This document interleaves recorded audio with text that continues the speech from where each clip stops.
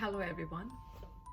As all of you are aware, over the years I have shared so many wonderful experiences, inspiring characters that I admire through my blogs and tiny little videos that I share on various platforms.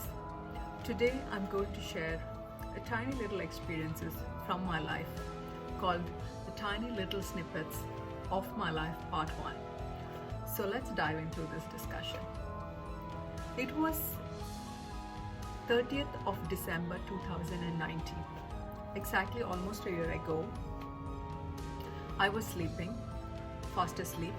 At midnight, I got up from my sleep and sent text messages to my close family and friends saying that I will not be celebrating the New Year's Eve this time. They all saw the message and they were like a little kind of taken aback, but then they were like, oh, she must be just kidding, because people who know me personally knows that New Year's Eve is something very important to me, very close to me, because I always been part of flamboyant parties during the New Year's, whether it be great dance, great music, great food, great people, great drinks. It used to be a complete package when I say New Year's Eve party. It used to be a complete package for me throughout my entire life. So for the first time in my life, here I was sitting and telling my friends and family through the phone text messages that I will not be a part of any party this year because I'm going to spend it in meditation and self-introspection and prayers. So obviously they started laughing at me. They were like, she's just kidding, she's just joking. They didn't understand my seriousness until the day arrived and I decided to have no parties at all. And I was visiting a temple near my house and offering prayers and doing my meditation. That part was going on. So then what happened was like 3 months down the lane in 2020, as all of us are aware by now, not one place, not one country, not two countries, the entire world went into lockdown. Now, was I aware of this? No, I was aware that this year was not going to be a great year for me. I wasn't aware like it was going to be a bad year for the whole world, but something in me was telling me that something was off for this year. You can call it a killer instinct or your seventh sense, whatever words you can put in, but it's a fact that I was very clear that this year is not going to be like the usual years. It's going to be something very, very different from all the years that have passed by.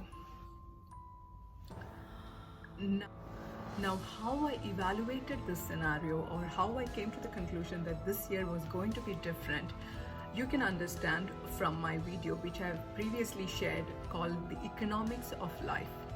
Yes, when you go through that, you can clearly understand that how I have mentioned, like how you can evaluate your circumstances and surroundings and prepare yourself for the future. So I'm putting a description link below. You can go through that and understand like how do you evaluate these scenarios.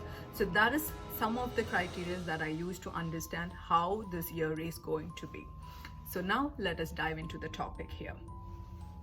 These 3 months when the world went into lockdown, ideally I should be sitting and laughing at the people who laughed at me for saying that 2020 is not a good year. Shouldn't I? That is what I should be doing, right? Sitting and laughing at the people who laughed at me.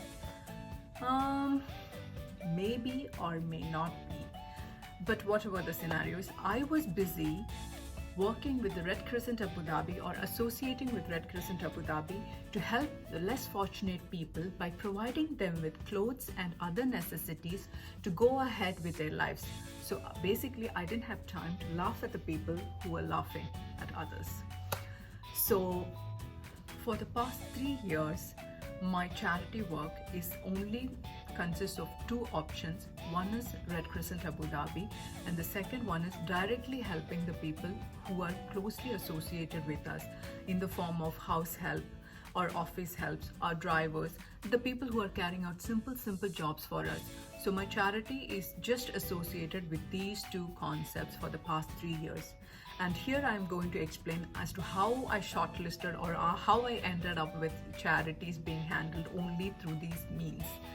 And why, what happened, what led to these kind of experiences, what are the lessons that I learned over the years. So I'm just going to give you a glimpse of that.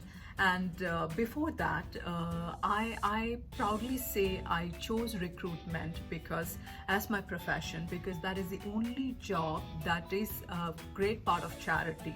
Like when you're helping a person find a job, you're helping an entire family to live a comfortable life. When you're helping a family, you're helping a whole community to come up and develop themselves. So I always proudly say that I chose recruitment as a profession because that's the only job that is directly proportional to charity. So that is one more point that I always connect with charity. So now let's get back to the experiences and how my views on various kinds of charities changed. So let's get in there. So here I am going to give you a glimpse into my experiences which taught me very important lessons on charity and how I'm going to handle it very differently. So once upon a time, I used to be this person who jumped onto this help another person bandwagon in a jiffy. Like for example, if somebody called me and said that they need a help with a newspaper article, I would immediately jump in to help them. And this is one of the examples of how I helped a person to put his article in the paper. Yes, this is me here. You can see it. So many years ago this happened. So yes, I used to be that kind of person who helped everybody in a jiffy whenever somebody called me for a help. And so I'm going to share here one or two experiences to describe as to what happened and just a glimpse of how things went on, molding me into actually deciding on the right kind of charity to be done. So, okay, so let's call this person, let's give him an imaginary name. Let's call him JK, or let's call him, let's call him SK for let's give him a name called SK. This SK is from my own state back home. And in 2008, when the country was hit with recession, SK lost his job and he called me. He was on the verge of, he was absolutely on the edge. He had lost his job, his organization was closing down, and he was absolutely shattered. And he called me and he said that he need a placement.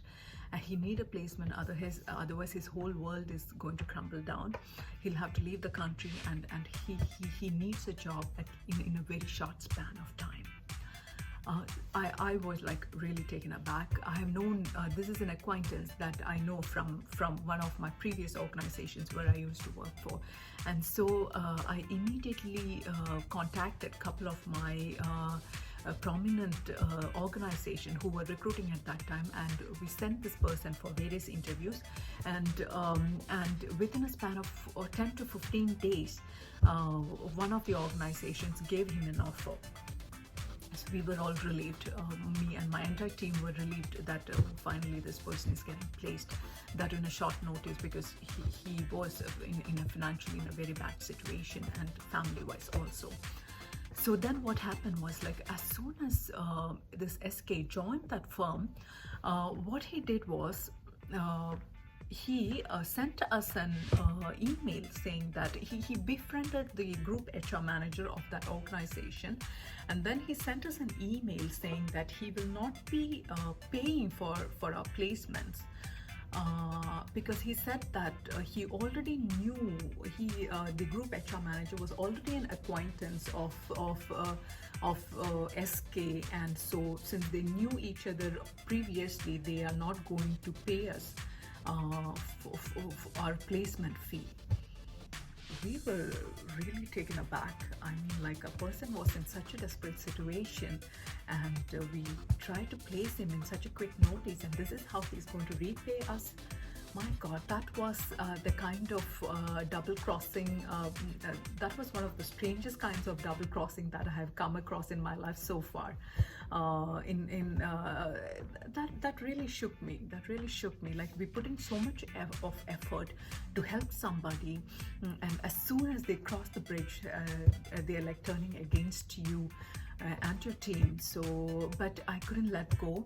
I made sure that my team and myself and our organization gets appreciated for all the efforts that we put in placing a person and helping that organization find the right fitment. So we had to make sure, I had to make sure that things were in place. But yes, that experience taught me a very, very big lesson, that even when a person is in a very terrible condition, as long as they've crossed the bridge, they can turn against you and put a target just next to your head, even if you help them in the most worst of the situation. So this is lesson number one that I learned years and years ago.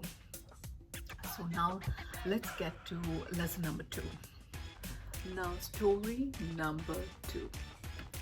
Story number two crossed all the limits of bamboozle, putting a complete halt to my charity of any sorts. This was the final straw on my charity haystack. The eventual deciding point to decide like what is going to happen. My charity is going to a dead end. So this was the deciding point on that. The character in the story is again from my state back home, and she got introduced to me in the year 2016 or so, by the end of 2016. And by early 2017, she approached me. She was completely in tears, and she requested for my reference, and she requested for assistance for a specific service provided at the place where we lived. I gave her the reference and my account details of that specific service provider to help her out in this situation. Now, as soon as she got the details and the initial meeting with the service provider, she called me and informed me that things went well and things are working out, and the meeting went well and all that. But immediately after that, I didn't hear from her for a couple of months, like around 3 or 4 months. I didn't hear anything from her. And I also, then later I realized that I'm not receiving any email or updates from the service provider, what is going on. Then I logged into the system, to my account, to see what is going on. And then I realized that all my account details has been replaced. All the details of my account has been replaced. Let's call her, this story's person, as NP. Let's give her the name NP. That all the details of my account has been replaced with NP's details. My email ID, my contact number, my account details, everything has been replaced with NP's details. I was shocked. It shook me to the core, like, to realize that this thing has happened. Now I immediately called the service provider to understand what happened, and they told me that no, this particular person, NP, approached us and informed that she's part of your family, and she provided us with your account details to prove that she is part of your family. So we had to update your information with the provided information and the account details, and she had given us the account information, everything. So we had to update our contact details as per the information given by the new member of the family who have joined this particular service provider. I was like, trust me, I was like completely taken aback. I was shocked, I was surprised, and so many emotions of mistrust flashed across my mind. Because this was one of the best cases of hoodwink or hoax that I've witnessed till then. You know, I have had my own shares of these kinds of experiences, but this was something like beyond anything that I've witnessed till then, like completely what is like stealing a person's identity, or the complete information has been replaced by somebody else's information. So that was like complete shocker. King or queen of hoodwinks, whatever we can name it. So now what did I learn from these two experiences is that very important lesson: never expect anything when you're out there to help anybody. It's like completely zero expectations from anybody or any scenarios. You're there. If you really want to help somebody, please go ahead and help, but zero expectation. Just don't even think of a thank you, expecting even a thank you. But if you're lucky enough, you might get sometimes. Yes, there have been so many situations where I've got received much more than I expected from people. But yes, there are equal shares of these kinds of experiences also. It's not always completely the goody things. It's a balance of good and the bad and the evil and the ugly. So yes, so the two important things I learned from this experience is that zero expectations since then on. Not only that, they may cross the bridge and again double cross and create confusions for even in spite of you putting them in a better pedestal than what they were in. And second lesson is never ever share any of your confidential documentations with anybody. No matter how much tears they shed, no matter how much they try to influence you with their difficult situations or explaining their tough life stories, no matter what the situation is, never ever share your confidential information with anybody. That is one of the biggest lessons that I learned from these two. Now, how do we live through these kind of experiences and people and situations, right? I mean, like we at the end of the day, we are in a community, we are in a society where we come across different kinds of people, different kinds of situations. And so how do we tackle these kind of people and situations? Firstly, we humans were engineered to live in the forest, right? Am I right? We were originally created to live in the forest. We were nomads. But luckily some intelligent people came in, and our lifestyle and everything got improved. We invented fire, then of course we have reached internet and so many other inventions. So we were originally made to live in the forest as nomads. So emotionally we are very strong. We can withstand and survive so many different scenarios in life. So we are engineered to bounce from any difficulties. So emotionally we are built to survive anything. Now, to live as an animal or as humans is a choice that we make individually. Should we live as a human being or as animal is a choice that we have to make individually, right? Now, another important factor is that people come from various backgrounds. Some people are blessed to be born into good families, to be raised with good values. Similarly, some people would have had very unfortunate childhoods. Some people would have had a very poor upbringing, lack of values values provided, or lack of guidance being given to them as children, or being born and brought up in very poor scenarios. Some people are blessed to be born into good families, to be raised with good values. So all these factors influence people and their behaviors, and these are out of our control. Can we go and change a person's childhood? No, it's not possible, right? We can't do that. We don't have that kind of powers. What they have experienced, what they have went through, it's their own life. We cannot do anything about it. But we can do something. We can feel compassion for the pain those people have went through.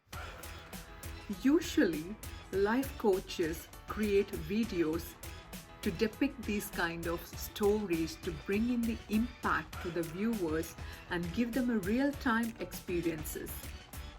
So I don't know how much of these my explanations are able to bring about the real impacts to you. But even if a little bit it makes you think, then I believe that we are heading in the right direction. So I hope these experiences that I shared with you, not by creating some videos, just through explaining my experiences, makes you think a little bit and offer those little prayers, those little compassion. So wishing you all a wonderful life ahead. Keep it strong and keep it content.